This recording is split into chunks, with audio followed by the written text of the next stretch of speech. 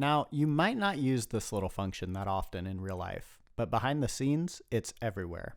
We use it to measure and predict earthquakes, noise, acidity, population growth, investments, and more.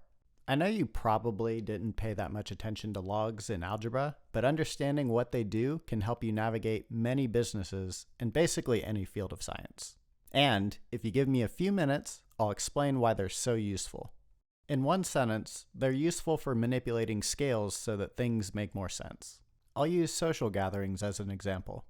If you've been around humans, you know that the vibe is highly dependent on the number of people. Going out to dinner alone is a totally different experience than going out with a friend. Going out to dinner with two friends is different than going with one friend.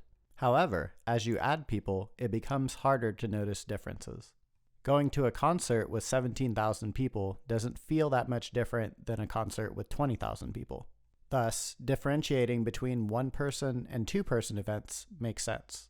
But differentiating between 17,000 versus 17,001 person events makes no meaningful difference. So, a natural question might be, if we were going to categorize events by the number of people, where do we draw the line for each category? To answer that question, let's look at a graph. Imagine we have a bunch of different events and the number of attendees at each event. One thing you might notice as we add bigger events is that the big events make everything else look small. That makes comparing everything but the biggest events difficult. We know that differences between smaller events are more meaningful, so we want to emphasize them. We also know that differences between bigger events are less meaningful, so we want to minimize them. In fact, stated more precisely, the size an event needs to be to put itself in a different category grows exponentially.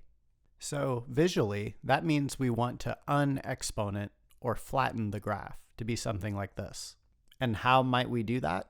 By applying the inverse of an exponential function, also known as a logarithm, to each data point.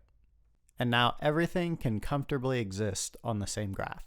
But wait, there's more. We also changed the y-axis from size to meaningfulness.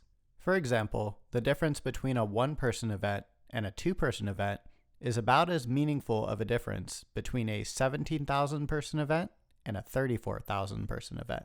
That's shown on our new log graph because they're the same distance on our meaningfulness axis. That's also why when you look at pH scales, population charts, or earthquake magnitudes, that they're in a logarithmic scale. It makes it easier to read the graph and cluster the data into categories. Okay, that's just a little taste of the power of logs, but I hope it was helpful. If you want more content like this, toss me a like and comment any questions you have. Thanks a bunch.